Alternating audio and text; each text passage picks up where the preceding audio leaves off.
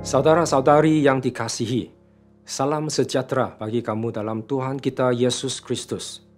Kitab suci untuk renungan hari ini diambil dari Yohanes bab 12 ayat 34 hingga 50. Tajuk renungan kita hari ini ialah percaya kepada Yesus.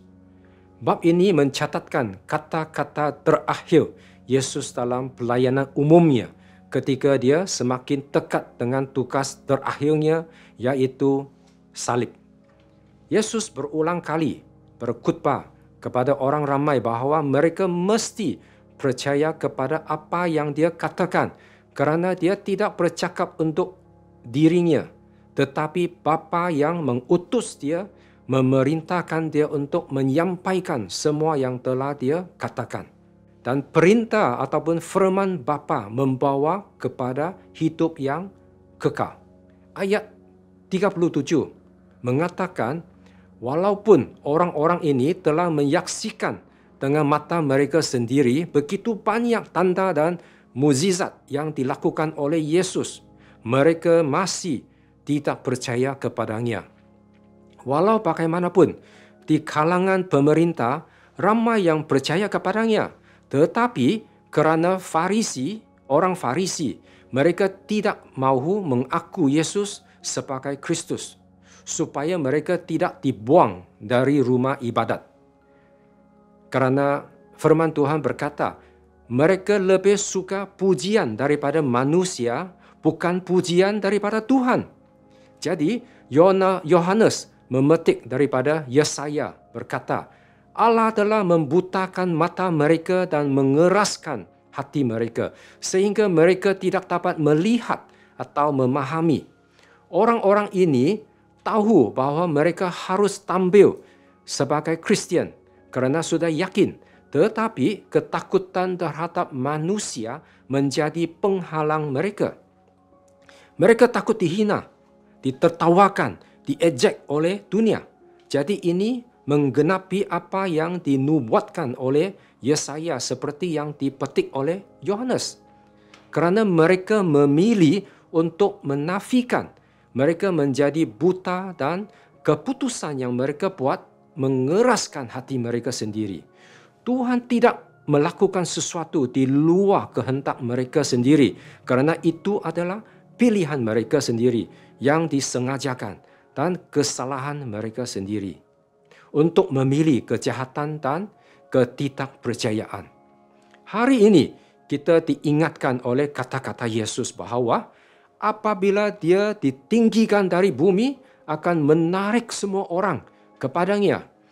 Tugas terakhir Yesus adalah disalibkan di kayu salib untuk penebusan dosa kita dan semua orang yang berdosa.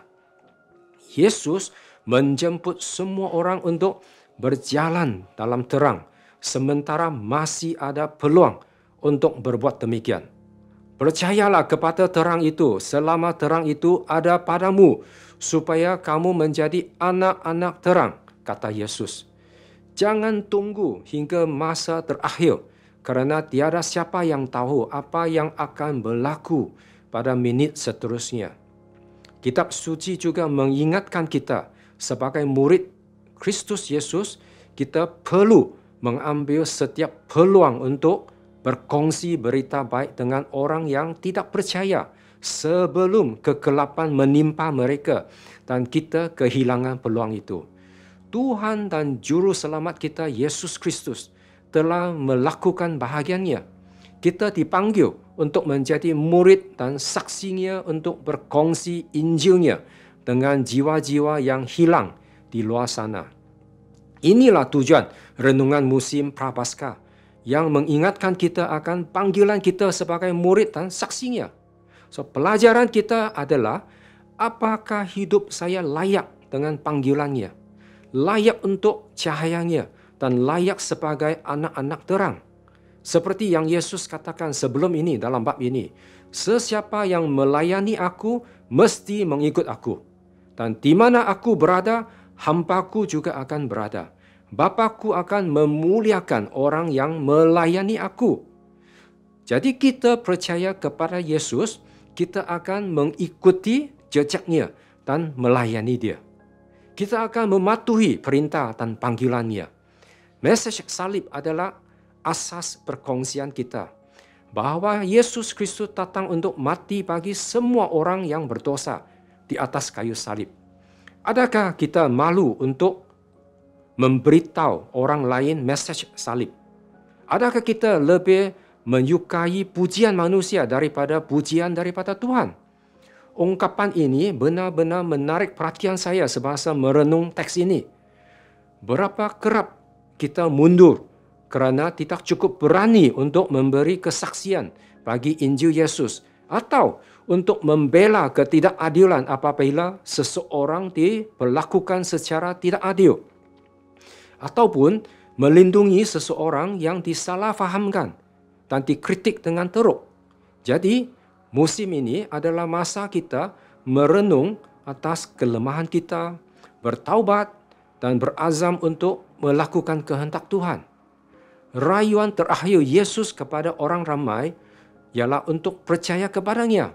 Ayat 44 hingga 50. Kitab suci mendetailkan satu fakta yang benar. Imam adalah satu-satunya ubat untuk masalah jiwa kita.